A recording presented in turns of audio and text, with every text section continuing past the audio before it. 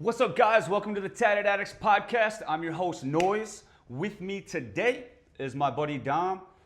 This is a podcast where we talk about addiction, recovery, and mental health. Dom has been a friend of mine for like 15 years. We've struggled together, and he still struggled for a little while after that. But he's here today, sober and clean, and ready to tell his story. So with that being said, let's get into it. Dom, how you doing, man? It's great to see you. I'm doing good, man. How about you? Doing great, man. Glad to have you. For sure. So why don't we start out? You know, we're talking about addiction and recovery. You're sober now, going through recovery, right? Yeah. Sweet. How much time you got? I've got 132 days today. Hey, man, that's awesome. That's 132 more days than you had 132 days right. ago, right? Really, I just got today. Right. But, No, absolutely. that's the honest God truth, Yep. Every day is, yeah. So. For sure. So why don't we get started? You know, tell us a little bit about your addiction, maybe what you were struggling with being addicted to, and I guess really, we'll start with where it all started. Okay. Well, it started, I was like, when I was growing up, a lot of my friends were doing drugs and smoking weed and doing all that kind of stuff, and I just wasn't about it. Like, I would try everything, and I was like, man, this ain't me, and this is not my life. This is not what I want to do. And they used to call me Father Dom because I didn't want to do nothing. I just want to be like I just want to be a good person. I was like heavy into Christianity at the time. And, I just didn't want to do drugs. But fast forward to when I turned 19, I ended up finding ecstasy. And I went to my first rave. And that changed my life. And I would say, at the time, it was for the better because I was heavily involved in the hip hop scene. I was going to house parties, and people be drinking and getting fucked up, smoking weed, and ended up just having fights every single time. So I went to a rave. It was 3,000 people. Took ecstasy. I was feeling like the world was mine at the time. Sure. It was literally the thing that made me. It really made me feel like myself because I was so afraid of who I was. I couldn't talk to people. I had a really big problem with that. And actually kind of opened doors for me. It unlocked something in my brain and it made me fall in love with it, I didn't know what to do, so So it helped you escape reality. It helped me escape reality. It helped me to be who I thought that I was, but, Yep. fast forward some years of you doing drugs, I probably did I probably was using until I was in my late 20s, and what ended up happening was I just crashed out. I was eating 50 ecstasy pills a day. Shoosh. I'm no joke. I don't know how I didn't die. I was living with my best friend at the time. I'm not gonna mention his name just because I don't want him to be mad at me for mentioning his name. But I was living with his best friend at the time, and his mom lived there too, and she basically was like, "You're never gonna leave here," And that all they did every day was get fucked up every day. They would drink, smoke weed, smoke crack, and her husband would smoke crack, and we'd just be eating ecstasy pills and doing ketamine and all that kind of crazy stuff, that ravers do, because that was what it was. I wanted to be I thought that raving was what saved my life, but it ended up being it ended up going down a dark path because I just couldn't stop using drugs. Yeah, kind of a false sense of security. Yeah, I had to take drugs to feel normal. Yeah. You know what I mean? It was literally some of the worst times in my life when I hit that first bottom. That was my very first bottom. But what ended up happening after my friend's mom said that to me, that I'm never gonna leave this place, I'm gonna be back. And I was like, I'm getting clean. I was like, fuck this shit, I'm getting clean. I went to rehab. It was a gel in my house at the time. It was on I don't remember what street it was on, but in Easttown, in Heritage Hill. Okay. That place ain't there anymore. Unfortunately, it was at this really big house. I stayed there for 90 days. And at the end of the 90 days that I was there, I ended up getting a job working and doing stuff like that. But that was what launched me into recovery at the time because I got clean, and I was clean for 6 years.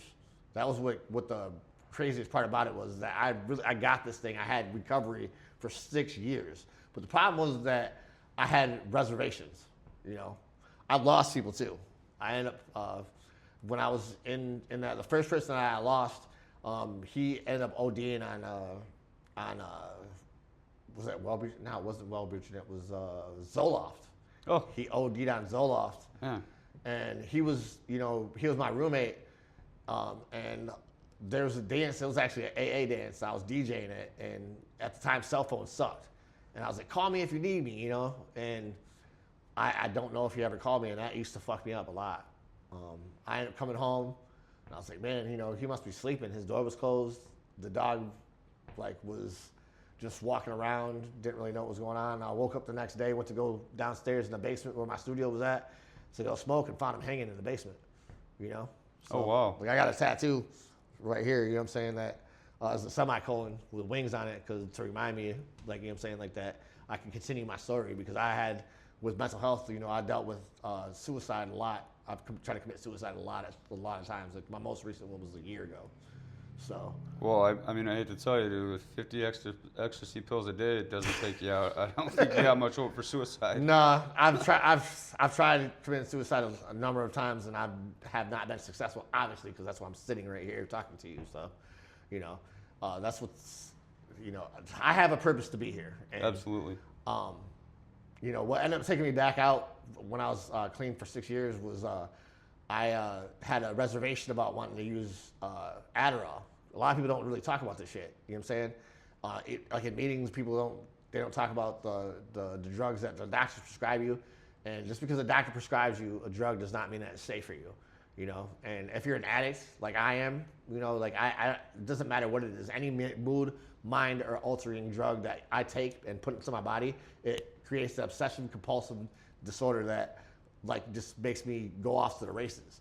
And I wasn't on any drugs for 6 years, and I got prescribed Adderall, and it took me out. I stayed up for days and days and days in a row, and I was living in a house. It was almost like a recovery house, because my best friend was my sponsor at the time, and he was my best friend, and I ended up snitching on myself and telling him about, because I was like, man, I can't do this. I stayed up for 6 days in a row, going crazy, thinking that people are following me. Yeah. It's kind of like a meth, psychosis in a sense, where you think everybody's following you or else will get you, starting to see shadow people and shit. Extreme paranoia. Just extreme paranoia. So that was one of the biggest things that happened to me in the beginning. And the reality of the situation was that I wanted to quit, but I was just dealing with so much pain. That wasn't the only person that I lost in recovery, Yeah. Dealing with pain in recovery is one of the toughest things to go through, because you got to go through it clean. You have to feel everything and feel all the emotions. And I don't think people understand how hard that shit is. When you are dealing with the pain from losing someone, that's one of the biggest things that take people out. Well, I'm gonna stay clean, but if this person dies, I'm gonna get fucked up. Yeah. I've heard that said so many times. That's the reservation that a lot of people have. And I think that if you have these reservations, you should talk about them and bring them to light. Because anything that you keep in the dark, that's what's gonna take you back out. For sure. When I went back out, I was out for over 10 years, and when I went back out, I did things that I wouldn't do, and they call it the yets. You know what I'm saying? You're eligible too, because anything that you think that you won't do, you will do eventually. Right. And I'm grateful that I never was an intravenous drug user, because I've heard that that's the worst thing to try to come off of. Mm-hmm. But the drugs that I was doing still were just as bad. My drug of choice at the time, it started off as ecstasy, and then it morphed. I ended up getting involved heavily in meth for probably a year and a half. And it was because of a girl. So I'm not saying it was the girl's fault, but right. She talked me into it, and because I was like, man, she's like, it's just like Adderall, and I'm like, well, I like Adderall, so I'll try that out. And I tried meth and started off snorting it, and then freaking got into the point where the first time was like, you want to do a hot rail? It's not smoking it. You know what I'm saying? So I did the hot rail, and I was like, damn, this shit fucked me up worse than, doing the fucking snorting a line. And I'm like, all right, bet, well, maybe I'll start smoking it. And then it was just a fucking rap after that. I thought that I was doing everything. Like I was accomplishing shit while I was on meth. I'm not gonna lie. Yeah. In the beginning, I was doing it. You know, Feel like I was Superman. making. I felt like I was Superman. I went to school for music production. I did like a lot of shit, but eventually it turned into I was just doing meth. Right. You know? Started out functioning and then. Yeah, I was functioning like I thought that I was in control. But realistically, that drug had control over me. I did not have control over it at all. Yeah. You know, I hung out with a lot of people. Like, you know, I have one of those situations in my brain because I'm ADHD that like it would make me normal. Other people would make people fucking nuts. Right. You know, I had a roommate who he freaking would go to Goodwill and rummage through the bins at the spot that's out here in Granville, and he would like take home everything. Like he was a freaking hoarder. You know what I'm saying? So like he was my roommate too at the time, and he just would bring home so much shit. Like I never really used to decorate my apartment. And after having him going to Goodwill and bringing all this shit home all the time, like he'd have so much shit, and I'm starting to decorate my apartment. It was cool. So. No, for sure. What would you say was the lowest point of your addiction? The lowest point of my addiction was when I was smoking meth, and I ended up getting into an accident with my car, and because I didn't have no sleep and shit, and I got into an accident in my car, and I'm not sure really what happened. I like blacked out and woke up, and the car was crashed. You know, it was right before I had went to Electric Forest. I was dating this girl, Amanda, at the time. I remember this. Yeah, I do. and she, you know, right around that time, I'm in the hospital, lungs punctured and shit, and all that shit. You know what I mean? Right. And like she's all, you know, trying to like break it up with me while I'm in the hospital. Like after I just got in the car accident, almost died. You know what I mean? Couldn't breathe. Like I thought that I was dying. Like I'm in the hospital, ribs broken and shit, can't breathe. I'm like, the doctor was like,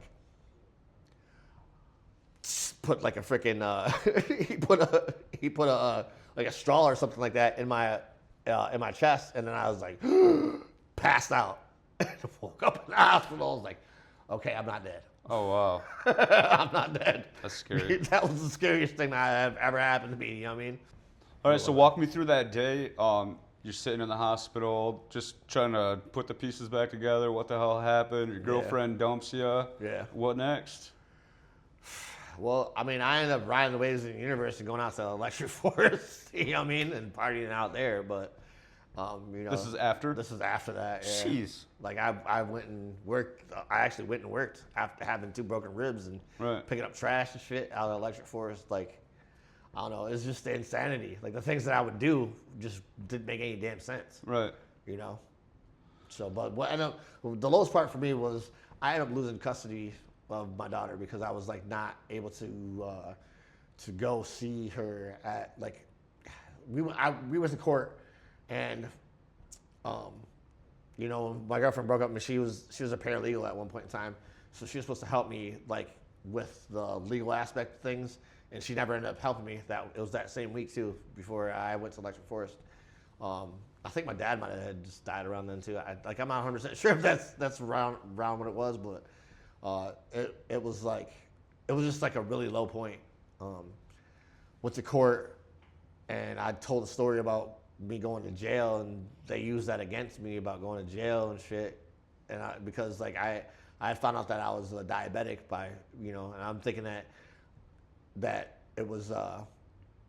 'Cause I didn't even know I was diabetic, but I was high on drugs too. So like I was like blacked out, got pulled over, and the police officers were they were kind of like pushing me and asking me questions. So like they were making my adrenaline rush, and my blood sugar was off, like way crazy. So when your blood sugar's off, you black out, and especially if you're on drugs too, you ain't had no sleep. Like it's just all that shit combined, like just makes it real like it makes it really difficult to know what's going on. So.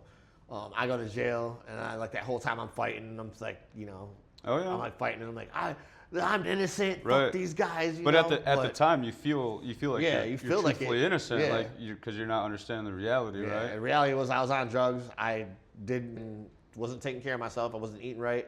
Didn't know I was diabetic. So I go to jail. I'm in jail for 5 days, like not knowing, blacked out. Everybody was looking for me. Like people put up posters in Muskegon looking for me. And Yeah, shit. I remember that too. Like it was like a my life where I just didn't understand, But like obviously, like I wasn't able to be in my daughter's life because of that situation. Like, and they took away my visitation, and I ended up having to have supervised visitation. And I couldn't do the visitation because I would not want to do drugs, right? But because I'd be getting high every fucking day, but then I'd stop because I wanted to go see my daughter. And when I would stop, I would just not be able to wake up. Yeah, you'd be sick and shit. Yeah, man. I stopped using drugs, and I'm just like, I can wake up enough time to go to see my daughter. And it was only an hour a day, Right. like 2 hours. So I got to see her 2 hours a month. That was it. And then after that, I lost that ability to go to that place because if you don't show up enough times, they stop letting you go to that place to have supervised visitation. So right now I'm in the works. My daughter's birthday is on Wednesday coming up, and I'm still hoping to see her. I talked to my baby mom, and she's in addiction as well. I'm not trying to tell her story, but the reality is that we kind of like went through some of the same things. Her boyfriend at the time, way back in the day, committed suicide too. And Jeez. like, I don't know if he committed suicide or just was drunk.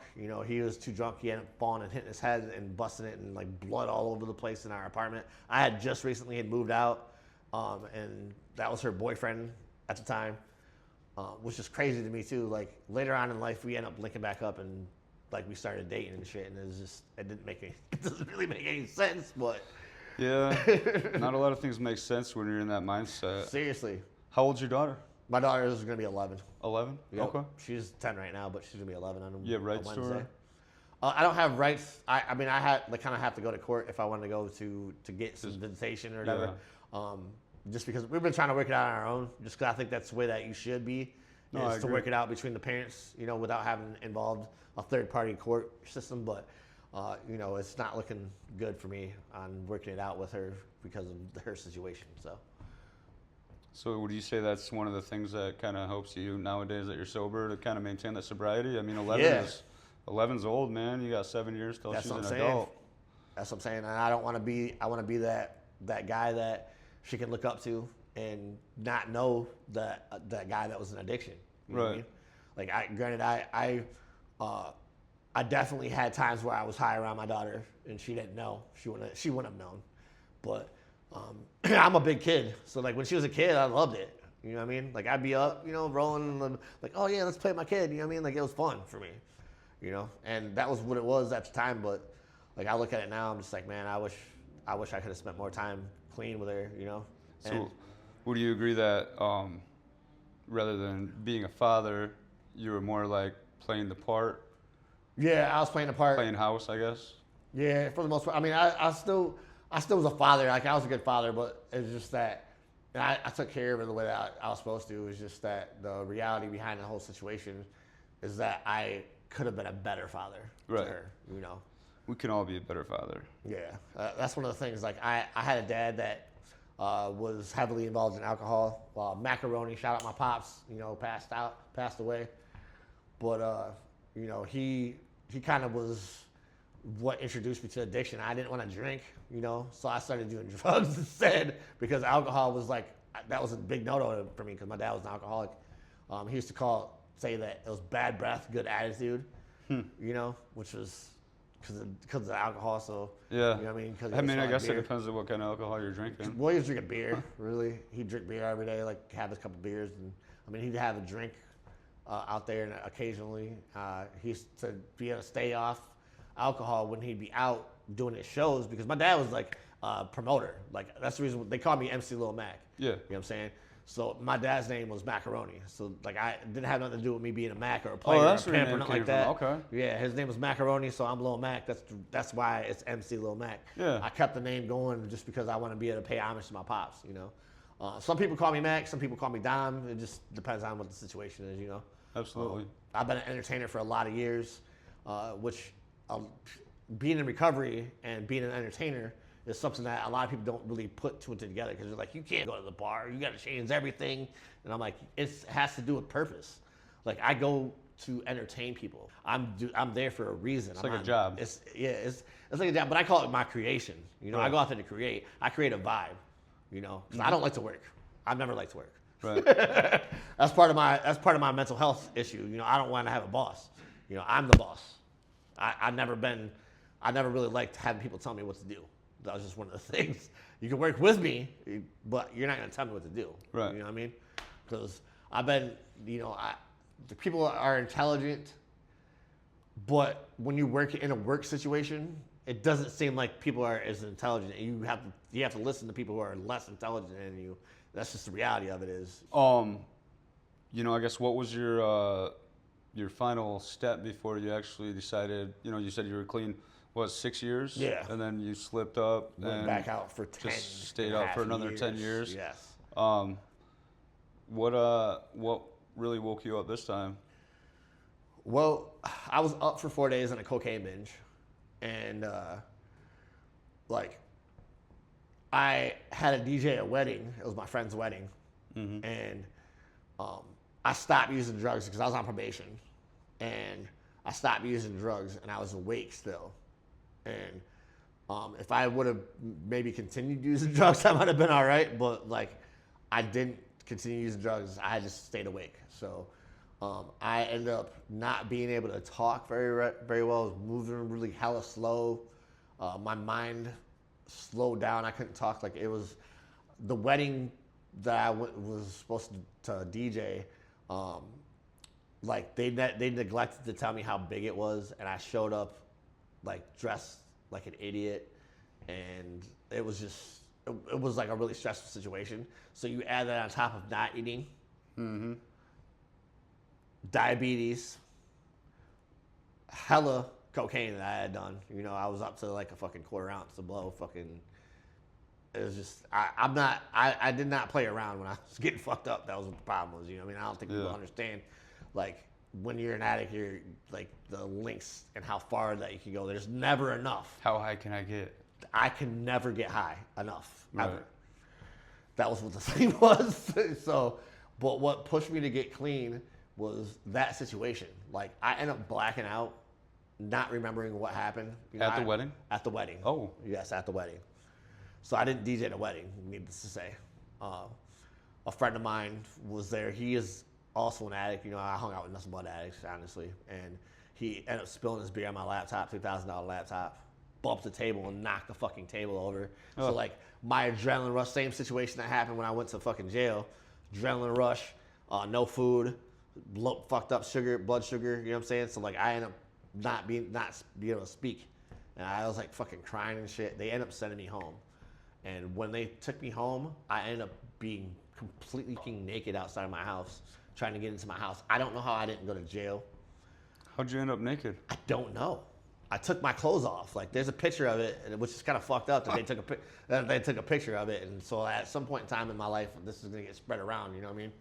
So they have a picture. There's a picture of me naked outside of my apartment, trying to get into my apartment, and I ended up waking up in the hospital. But I didn't know who I was. I had no idea. It was almost like an ego death. I fucking went to if you mess with psychedelics take you to alternate dimensions and parallel universes and all this crazy shit, you know what I'm saying? It expands your mind and consciousness. And everything that I've ever wanted to experience on drugs, what I really was searching for, God gave to me in that moment. Seriously. I seen everything that I've ever wanted to see. I experienced everything that I wanted to experience as far as on drugs is concerned. And it's, I did end up fucking, when I got out, because I ended up going to the hospital. I was in the hospital for 5 days. Didn't know who I was. And then they sent me over to Pine Rest because I guess I was talking about killing myself. I didn't know. I don't even fucking know. I just couldn't talk. Detox, man. So I had no fucking idea, and they sent me to the recovery pod that was in there, and the recovery pod, I just I was the happiest fucking person in there. And people were pissed at me, why are you fucking smiling? And blah, blah, blah. And I'm just I'm happy to be here. I'm happy to be alive. Yeah. I had experienced some shit, and was close to death. I got out, and when I came back home, my cousin and his friend, I tried to tell them to not have drugs around, but they prescribed me something. They prescribed me something in the hospital or whatever, and I had a bad side effect, and I was drooling on myself every day. Like, I couldn't fucking talk right. My body was stiff, and it was from drugs that they gave me at the fucking place, So, because they changed up my meds when I was in there, because I couldn't even I couldn't remember who I was. So they basically were experimenting on me, which is the worst thing in the world that you can do to a fucking addict. And so I thought that I was gonna be stuck like that because my body was so tense. I couldn't sleep. Like, I had to fucking, I'd be awake all fucking night. Just like, man, please, God, please, just let me go to sleep. And that's when I got to the recovery, and I got to that prayer where I'm like, please, God, I will never do drugs again if you can remove this obsession and compulsion from me. And it was like the fucking realest prayer that I've ever shot up in my entire life. And God chose to remove that obsession and compulsion. Like, I've never felt so free in my life the way I feel right now. People call it the pink cloud when you first get clean, but I don't think this is just a pink cloud because I've been clean before. This is a whole nother level of recovery that I've never experienced, and because I've worked being in recovery, you work through steps. Yeah. Going through, you deal with whatever program you go to. It's always the 12 steps, but you're trying to get to that spiritual side. Because it's a spiritual program, that you go through. Mm-hmm. And I have worked the steps before, but I'm living in the steps. You know what I'm saying? So God for me is one of the most important things that I focus on because I know that I'm not the one that is keeping me clean. The one that's keeping me clean is my higher power, source, whatever, The thing is, when you first get clean, some of us, we don't know what to do. Because when you first get clean, you're just like, fuck, man, I can't use drugs anymore, and I gotta feel things. Yeah. It's almost like an imposter syndrome, right? Yeah, seriously. You just don't know what to do. And when I first was going to the meetings, I was trying to get clean. I couldn't fucking get clean.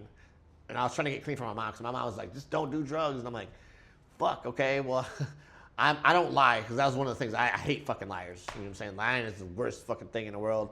Recovery, when I was in recovery for the 6 years, it taught me honesty, open-mindedness, and willingness, the how of the program. And I did not like lying, and I really focused on that spiritual principle, of just telling the truth. So I always tell my mom, yeah, mom, I got high today. You know what I'm saying? Yeah. And it was just one of those things. I was like, I don't really care what to tell you, that this is who I am. I'm an addict. I had came to the conclusion that I was never going to get clean. That was what it was. And then God gave me that experience. And now showed you it's possible. Show me it's possible. That's awesome, man.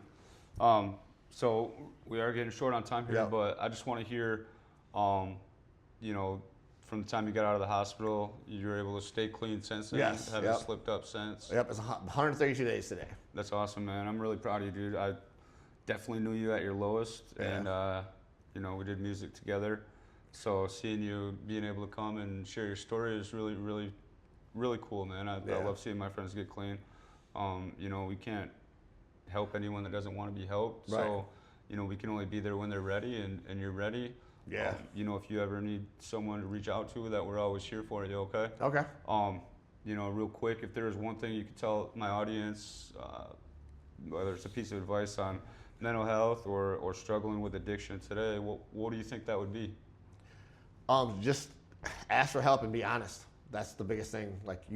If you are completely honest about what it is that you're going through, man, I cannot fucking stay clean. You just call someone. Mm-hmm. Call before you get fucked up. Do not call after. And even if you do, because I'm just saying, if it was me, I still would answer the fucking phone. Right. Call someone. Call someone who's in fucking recovery. Yeah. And ask for help. Even if you do, relapse or something, right. We still want to push for people to make that call, Yeah. But like you're saying, make sure you're being honest and humble about it. Yeah. A lot of people get caught up in their ego or they're afraid, I had this much time, no one's gonna, like the boy who cried wolf. You know what I'm saying? Yeah. So just being upfront and honest is definitely a huge part of recovery in itself. So, well, shoot, man. Seems like that went by really quick. But It really that's what did. happens, so It went by way too quick, man. Right. So we want to thank everybody for watching the podcast. If you or someone you know is struggling with addiction, mental health, or just needs some pointers on recovery, make sure you guys shoot us a message. Yep. Tatted Addicts Recovery Podcast on Facebook. We're also on YouTube and Spotify. Make sure you guys tune in, share this with your friends, and we appreciate all you guys. We'll see you guys next week.